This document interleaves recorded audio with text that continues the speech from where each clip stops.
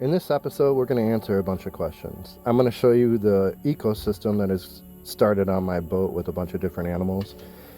I'm also going to answer the question of how I afford to be out here, how I make money, and what's my backup plan if the water freezes or the boat doesn't work and that kind of thing. So I'm going to take you to my off-grid property for a little bit and show you how close it is and why the property taxes on that property are only $7 a year. So sit back, enjoy, grab some popcorn, get a beer, have a glass of wine, relax with me.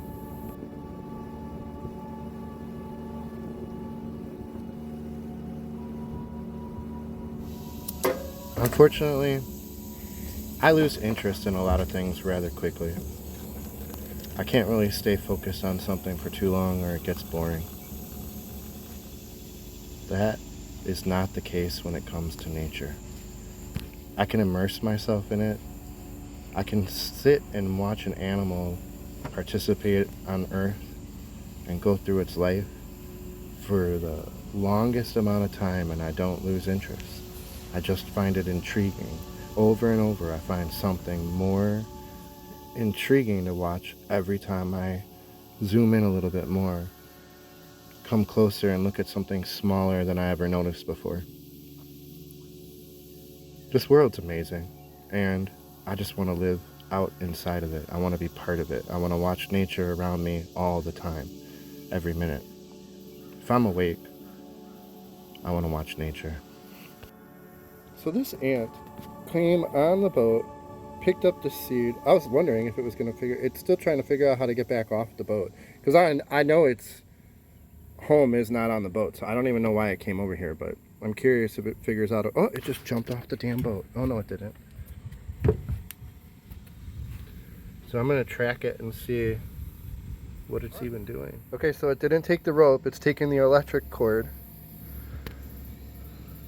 That's good to know. I mean, I could spray that with ant spray. I do spray the ropes, so maybe that's why he's not taking the ropes and he's smart. Look at this dang ant. River's scaring him now.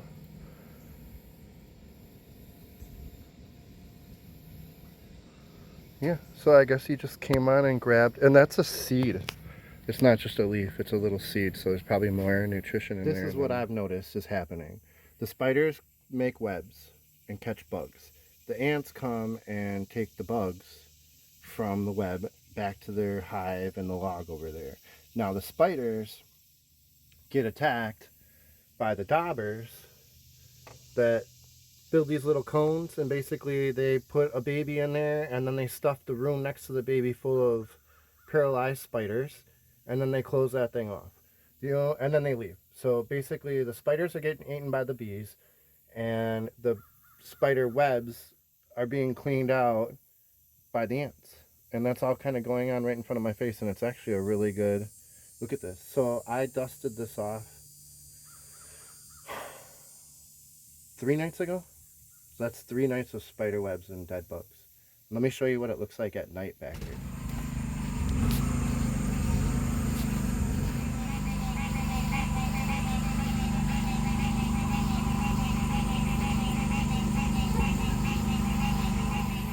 This one has a mayfly. He went the wrong way and he missed the rope. I'm wondering, or the extension cord. I wonder, and he's catching that thing on everything. He's not the greatest at carrying, but he's strong and he keeps going. Now, yeah, I wonder if he's lost. Because there's the cord right there. He needs to get to that cord.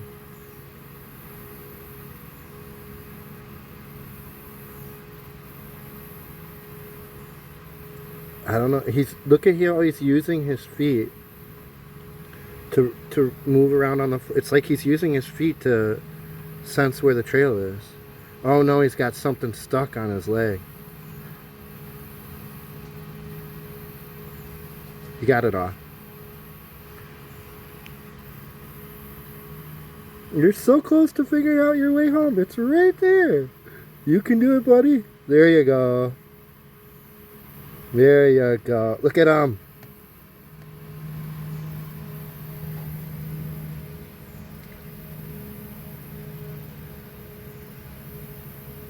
Oh, there's a spider. I'm gonna move that spider web. Gotta help this guy out. I just got rid of the spider web for him. He backed up like an inch and let me do it, and then look at him. And then their hive is in the log over here. But I decided not to move because it's basically completely rotted. So let me back out and I'll show you. It's over there, right there. So this one actually found a dead spider that looks to be about 3 times its size, and it is taking it to the hive like all the other ants.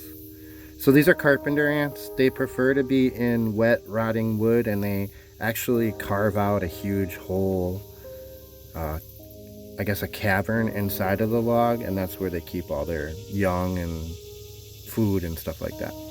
So spiders at least twice its size. That's so cool. Imagine having an employee or like a family member that worked as hard as this ant does to feed everybody else. That's so awesome. How is he even going to get up on that wire? Oh, the spider does. Oh, he got it through.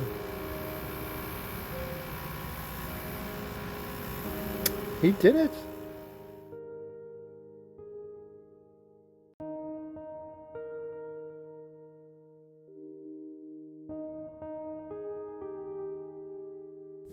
Now, carpenter ants have 2 ways to kind of mess with you. One, they can bite, and their jaws are pretty strong because they spend their whole lives chewing up wood. The other one is they can spray out folic acid, and as soon as you get hit with it, it's kind of a sting, but it goes away as soon as you touch it or wipe it away. But you definitely know you got hit with it when you did. Now it's using its pinchers to move the spider around, but if you look real quick right before it lets it go, it's going to spray it with acid. Watch. Just does it. Now it lets it sit there for a minute while it rests. A carpenter ant can pick up 50 times its own weight. There are numbers saying that there are 50 quadrillion ants on the planet. I don't even understand 1 million. It's hard for me to picture 1 million. I couldn't understand picturing quadrillion, but basically there's a lot of ants on this planet. Before we take off to the off-grid property, I wanted to answer some questions about how I make money. I mean, so YouTube, this month, it pays you every month, and some months it's $100 and some months it's more. This month, for instance, I'm making just under $500 off of YouTube. If I made $500 every single month, that I could work to get my budget to fit that, where that was all the money that I need. Unfortunately, I don't make $500 a month. It's, like I said, sometimes 200, 300, that kind of thing. So I do have a monthly income, and I know a month in advance. I know 21 days in advance how much money that's going to be, so I can kind of pre-plan if I have to pick up stuff.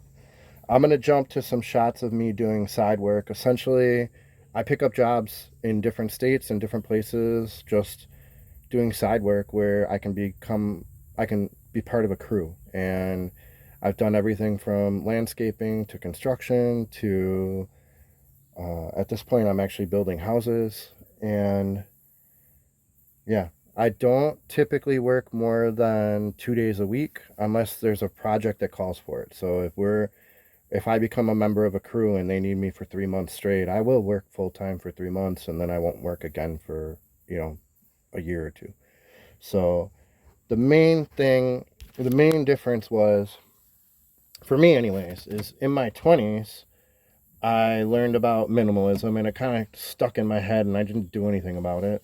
And then in my late 20s, almost 30s, I went to a retirement planning meeting at Wells Fargo, which is the bank that I worked at for 13 years. And they talked about phased retirement, where essentially they said when you pay off your house, instead of taking the money and putting into savings, actually just stop working as many hours as you were working to pay your house bill or your mortgage bill. So, and then they said the same thing about a car. They were like, buy a car that lasts 20 years and then pay it off over 5 years and work the hours you need to pay that $300 or $400 payment or $100 payment. And then as soon as you stop making that payment, don't work those hours at work, cut back your time until you need to buy another car. And that jumped out at me. That phase retirement was like, man, I would like to work. They said a lot of people like to work into their 70s, but they don't want to work 40 hours a week. So in their 50s, they start working 35 hours a week. When they hit 60, they work 25 hours a week. And when they hit 70, they work 15 hours a week or something like that. That jumped out in my head too. Then I started to work for, or I started to teach collections for Wells Fargo, where we would actually talk to people who couldn't afford their mortgage payment right before we were about to take back their homes. So I had those hard conversations, and I never really talked to customers myself. It was something I was teaching in a course for new hires.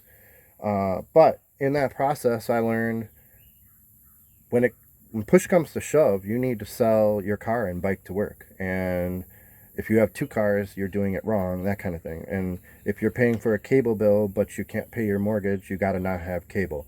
So a lot of, basically, as I grew up, I started to learn there's 2 answers and 2 solutions to not having enough money. One is to make more money, and you really don't have any say in that. And the other one is to spend less money, and you have all control over that. So I started to slowly move into being a minimalist. That meant I moved from the nicest part of my home to the crappiest part, where I moved down in the basement, and instead of just renting one unit, I rented both units, and I rented the main unit for most of my income was off of rent, and most of my house got paid for by renters. For that 5 or 6 years that I was doing that, I would go camping and hiking and kayaking because I had no income to really pay for traveling. So it was all anything I could do for free. So that started me on this journey. Then I eventually paid off the house after 13 years with the mortgage, and then spent 2 years living in it, giving a third of it to taxes. And I thought, and having to pay income on the rent. And at the end of the day, and paying for water for 3 different units, and it just ended up not working out math-wise for me. My neighbor, Scott and Sue, that you guys have seen, sold their house, and I saw how much they sold their house for, and all of a sudden it was, well, I could get 30 years of rent right now, or I could live here being landlord for the 30 years and maybe stay longer and get rent forever. And I traded up and said, I'm going to sell the house. Now, my income is below minimum to have to file even taxes. So in America, for federal, if you make less than 12,000 or 10,000, you don't even have to file. If you make, in different states, it jumps up and down from 12,000 to 10,000. But if you make less than 10,000 a year, you don't have to file, and taxes don't even come out of your checks. So that knocked off a bunch of money that I had to have and rotate through me out to the people that was needed. And then I slowly started figuring out ways to live for not paying a monthly rent. I have danced back and forth with that. And I believe I found the middle ground where I'm paying to keep my sailboat over at that marina $100 a month. That gives me access to free electricity, free water, free laundry, free bathroom. And it's also storing my boat, which I used to pay $2,300 for 3 months up north to do. So it's essentially cut that cost in half and given me access to utilities. Now, if I didn't have the sailboat here, and when I didn't have the sailboat here, I kept the houseboat on that dock, and I still believe that $100 a month for what it's giving you is, I don't know that you can find a better place than that. I also don't think you can find a marina that's $100 for a boat. I have found the cheapest one, and I got the spot. So good luck trying to copy me. No, I'm just kidding. Yeah, now, remember we talked about retirement plan and what are you going to do if it freezes, or what are you going to do if it's 500 degrees outside or whatever. And that my insurance policy was to buy this property that we're going to go take a look at. Property was $2,500. It's an acre. It's forested land in a nature preserve. So no one owns the property behind me. It's all creek. So there's a gap of public land, park or refuge between me and another person. And I'm in sight of the Tennessee River. Basically, we're going to run to the marina, then from the marina to a highway. First on ramp, we're going to go over the bridge, and then the first off ramp that you're going to take. So it's essentially a 5-minute drive, but with the boating and getting on and off the highway, it ends up being about 12 minutes for me to get from this boat to my off-grid property. So let's go take a look at that.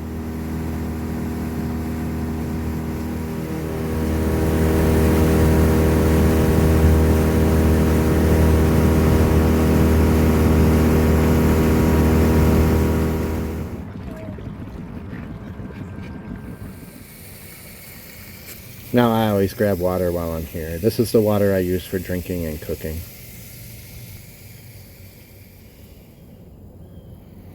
I just keep my truck parked here, and whenever I use it, I stick the dinghy on the side of the dock or right next to on my sailboat. You want to go to the property? You like the property, don't you? Let's go run in the woods. I am pretty much located right between Memphis and Nashville on the Tennessee River. So there are big cities. It's just 45 minutes to an hour away. Everything you're seeing out the window is nature preserve. As we go up and over the Tennessee River, there's nature preserve on this side and nature preserve on the other side. My property touches right up to that nature preserve. Now, as we talked about in previous episodes, it is completely legal to be a cruiser on the Tennessee River. You just have to move around and you can stay on it. It is part of the Great Loop. If you check out my channel from the beginning, this whole adventure started years ago. 12 years ago I've been traveling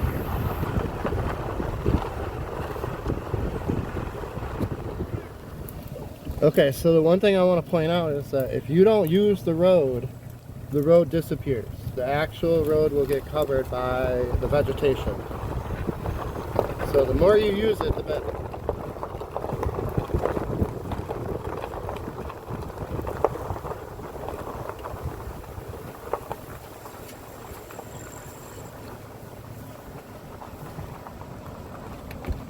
Okay, now I don't know how long this has been here. You guys can check in the episodes, but I haven't had any trouble. No one comes down here. Both Jamie and David keep an eye on it for me. So it is what it is. It's definitely, a lot of people told me that this would be gone, that people would steal it. And it's not. No one's even broken into it, knock on wood.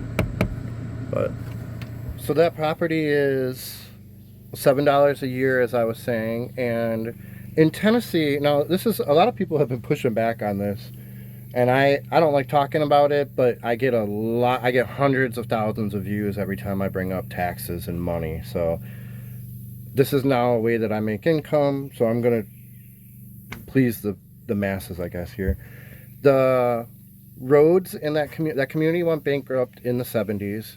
There is no mail service that comes up to your house. They'll deliver mail to some properties on the main street, but they won't come up into the mountains. And then if I want an address, I actually have to buy it. Like, they won't give you an address like a normal town, right? And then there is no police department that comes out to where I am. You only get the sheriff, and they're coming from Camden. They're coming from towns that I'm not part of. So the response time is really high. Everyone has their own guns, and they're all pretty tough, and you don't really want to mess with anyone around here. Which brings us into not only being part of society and paying your fair dues. I'll be honest with you, I don't take much from society, so I feel comfortable paying less. And I believe that when I lived in the city and I had higher property taxes, I took a lot from society. I actually, I had a car that if it snowed, I couldn't drive, and I needed someone to clear the roads. Now there is no one plows our road. No one does anything to our road. If there's a pothole, we have to fill it. If a tree falls down and you don't have a chainsaw, good luck. I mean, good luck. The fire department is at the end of my street, and it is voluntary. So we all pretty much know how to put out fires too, and also not how to start them. That's another big one, is not wiring your house wrong. We don't have any inspections. There is no laws or ordinances I have to follow. The only permit in the entire community is putting in toilet. Not a toilet, a septic tank. That's the only thing you have to file for. And in my community, you're allowed to do a pit outhouse, but they're going to make you put it in the right place so that your drinking water that you're collecting doesn't get hit by it, stuff like that. But you can actually put an outhouse on that property. I, again, use shavings, powder to make it capable to be thrown out, and then it's all in a bag, and I take it to the marina and put it in the dumpster with all my garbage. That's another reason to have the marina. The last thing I'm going to talk about is safety, which we mentioned the police. A lot of people are worried that my boat's going to get broken into, or that somebody's going to come and beat me up or something like that. So my view is different than any other person because of my situation. If something happened to this houseboat and my pets were not on it, I have 2 other places to live immediately. So it wouldn't affect me at all, like at all, if you think about it. The other thing is, basically, I'm worried about my pets if something went wrong. But the dog and my actual size, I'm about 120 pounds more than the average American. I'm 3 inches taller than the average American. And most people that try those crimes are usually drug addicted, and they're not the biggest of people. So when you come near me and the dog reacts and I react, a lot of people see very quickly that I'm not an easy target. I also stay in places where everything I have isn't seen. I haven't had one person come by here this entire time. But I don't have locks on any of my boats. The only thing I lock up is my RV, because it came with locks. I don't, so it is what it is. The only danger, I've had 3 situations in 12 years where I felt like I was in danger. 2 of them were park ranger cop situations where the cops just blew off the handle. But I was able to talk them down and explain that I wasn't breaking any laws, and I showed them permits and I showed them IDs and did everything they asked. But there was a time frame where they were yelling and screaming where I thought, I'm in the middle of the woods with an armed guy and he's screaming at me. The only other time was when I did a collaboration with another YouTuber. Basically, the guy hit me up with like 15 texts and emails saying that my channel would grow if he interviewed me. And then when he got here, within 2 days of being here, we're on the boat in the middle of the wilderness, and he's telling me how he is planning to murder his neighbor up in Minnesota. And that he thinks if he has a gun on him and he starts an argument with the guy, and then the guy tries to get physical with him, he shoots him, it would be okay because it's self-defense. And I'm thinking, well, you're planning it right now, so it can't be self-defense. It has to be premeditated murder. But trust me, I didn't argue the finer points of it with that guy. I just thought, what the heck did I do getting myself in the middle of the woods with another dude without actually knowing him? And then it got worse than that. Like, he anchored next to me, and at like 3 o'clock in the afternoon, he'd start drinking. And he had a little beagle, and he wouldn't take the beagle out until about 10 o'clock the next morning. So he'd pass out drunk, wake up, make himself coffee, make himself breakfast, and then stretch and do whatever.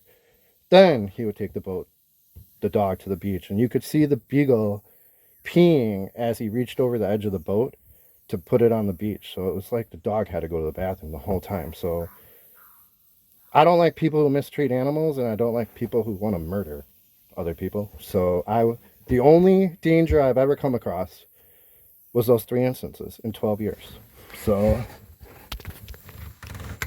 if you believe that you don't want to go out in nature because something will happen to you, watch Ewan McGregor.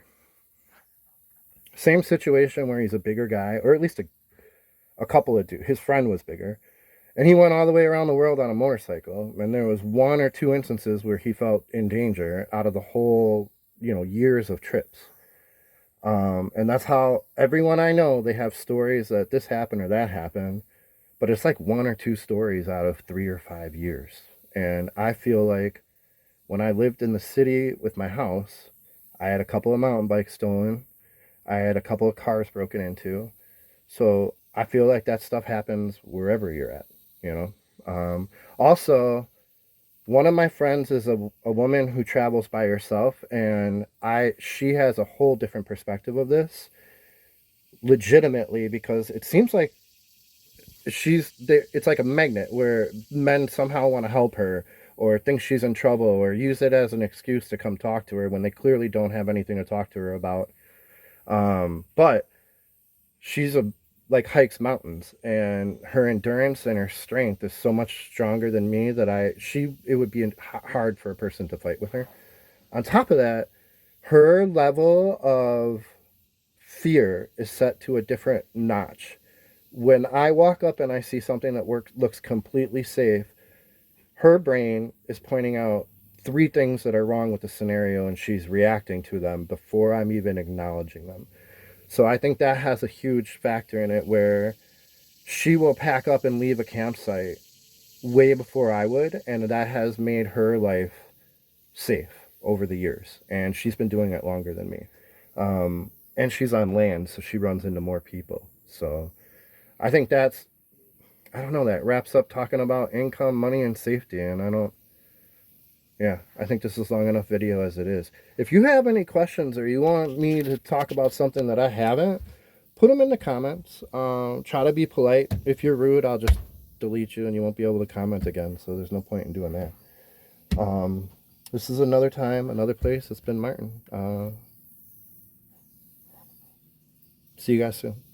Subscribe, like, watch as many videos as you can. Go back from the beginning and watch. If you want to make me money, none of the likes or the subscribes really matter. Views is what I get paid for. So go watch my shorts. Go watch a couple of videos. Every time you're watching a commercial, I get paid. I appreciate it. Bye.